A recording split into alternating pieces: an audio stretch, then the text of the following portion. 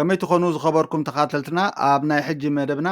ቀዳማይ ሚኒስትር ኣብይ ኣሕመድ ኢትዮጵያ ንዝኾነት ሃገር ውራ ኣይትፈልጥን ድሕሪ ሕጂ እውን ኣይትውዕሎን እያ ኢሉ ምዝራቡ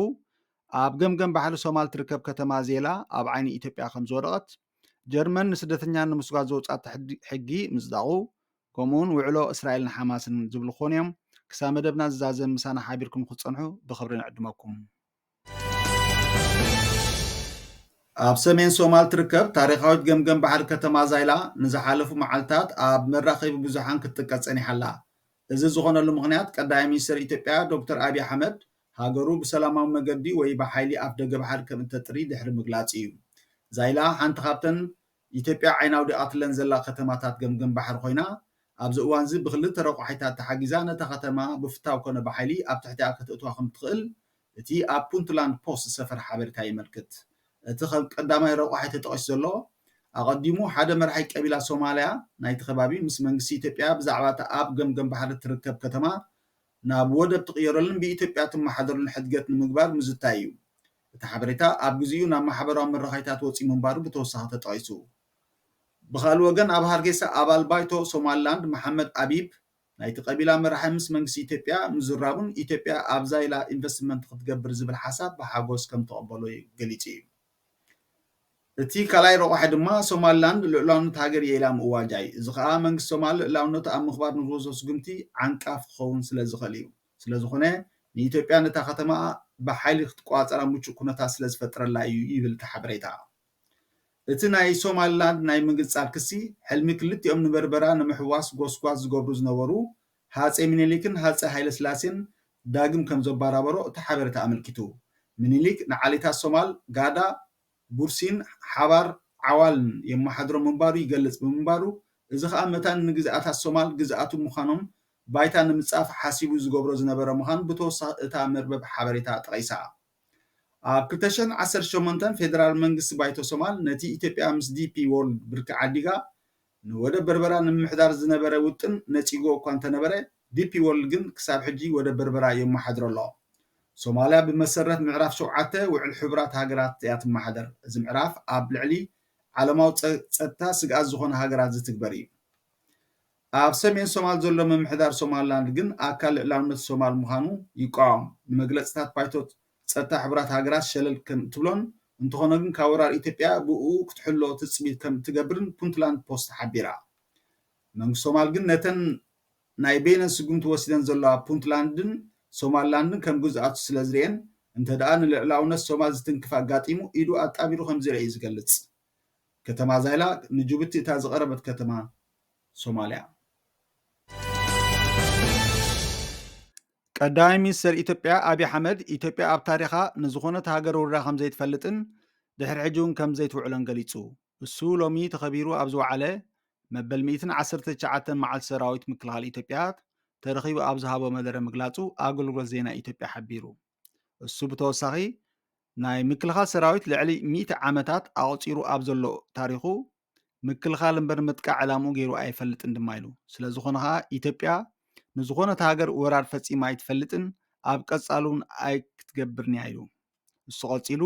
ኣብ ዝሓለፉ ቅሩብ እዋናት ምዝራብ የድልዮም እዮም ንዝበልናዮም ጉዳያት ኣልዒሎም ናይ ወራር ስግኣት ክህሉ እዩ ዝብሉ ከም ዘሎ ብምጥቃስ ኢትዮጵያ ብሓይልን ብወራርን ከተራግፆ ትደሊ ድሌት ዋላ ሓንቲ ከም ዘይብላ ሓቢሩ ንናይ ሓባር ጥቕሚ ኩላትና ሓቢርና ንዓብየሉ ኩነታት ምፍጣር እምበር ብሓይሊ ድሌትና ከነማልእ ሓሲብና ኣይንፈልጥን ድማ ኢሉ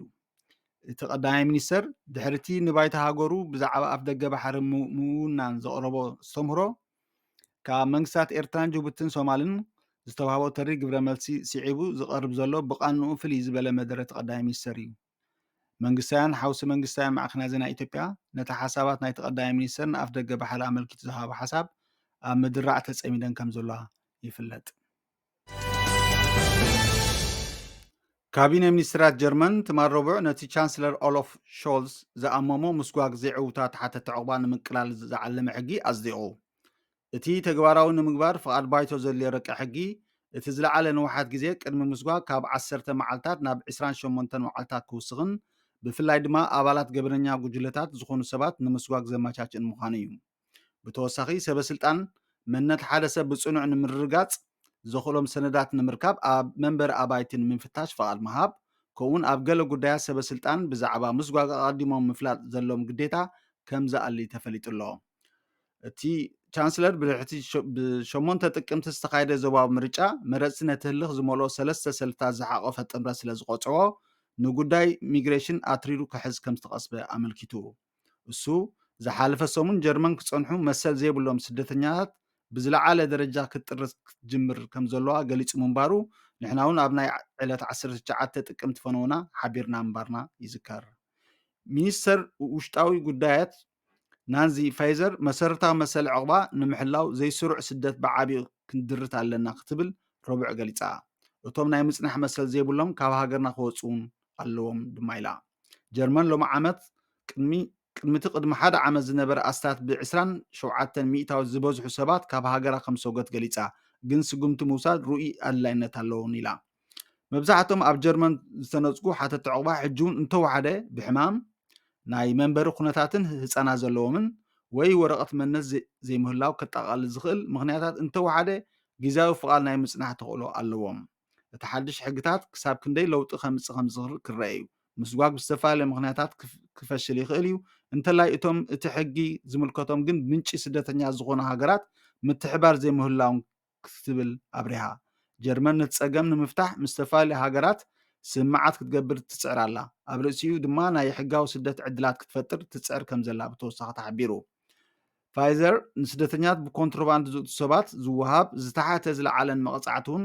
ክትውስኽ ከም እትደሊ ካቢኔት ሚኒስትራት ኣብ መጀመርታ ወርሒ ሕዳር ነቶም ለውጥታት ከጽድቖም ከም ዝኽእል ተስፋ ከም ዘለዋ ጠቒሳ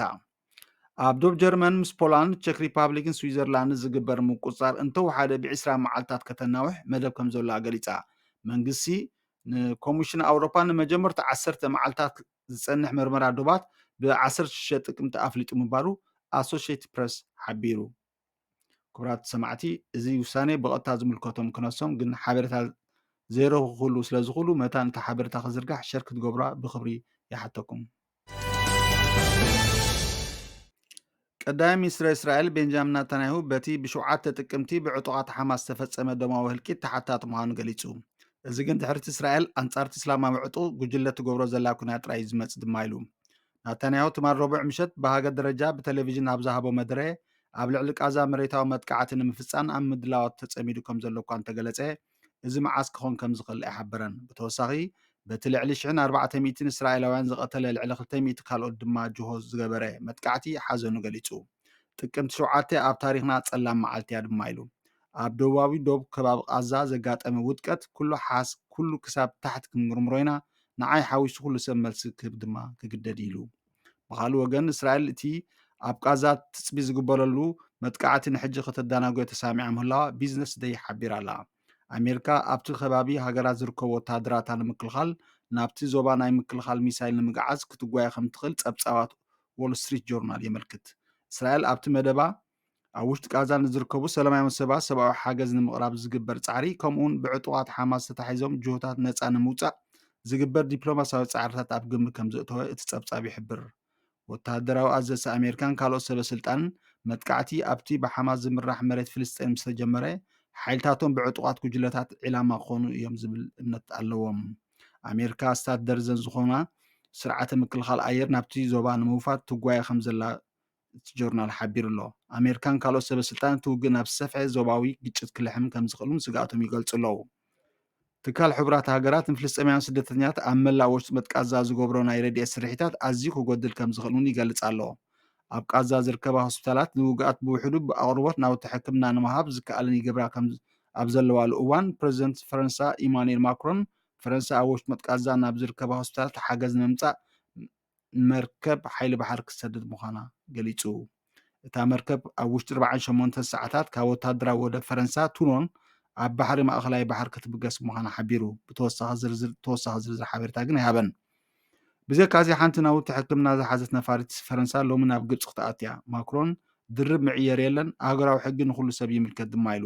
ወሲኹ ድማ ኩሎም ግዳያት ረህራሄና ኣብ ማእኸላይ ምብራቕ ፍትሓውን ዘላቕን ሰላም ንኩሉ ተወፋይነትና ይግብኦም ድማ ኢሉ እዚ ኣብ መበል 20 መዓልቱ ሒዙ ዘሎ ኩናት ካብ 5 ኩናት ዘጋጥሙ ንክልቲኦም ወገናት ዝቀታል እዩ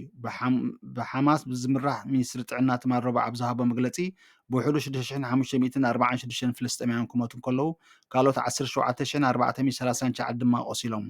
ኣብቲ ዝተጎብጠ ምዕራባዊ ገማግም ባሕሪ ካብ 7 ጥቅምቲ ጀሚሩ 100 ፍልስጥኤማውያን ክመቱ ከለዉ 1650 ድማ ቆሲሎም ኣለዉ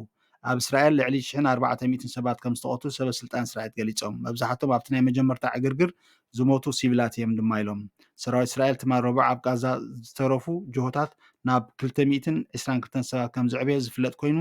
ኣብ እዋን ወራር ብሓማስ ከም ዝተታሓዙ ዝእመነሎ ወፃእተኛታት ሓዊሱ እዩ 4 ጆሆ ዝተታሓዙ ሰባት ተፈቲሖም ከም ዘለውን ይዝከር ስለምክታልኩም ብልቢ ነመስግን ሳብስክራይብ ንክትገብሩ እናዘኻኽርና ንሕጂ ዝበልናዮ መደብ ኣብዚ ንዛዝም ኣብ ዝቕፅል መደብና ክሳብ ንራኸብ ሰሰናየ ንምነየልኩም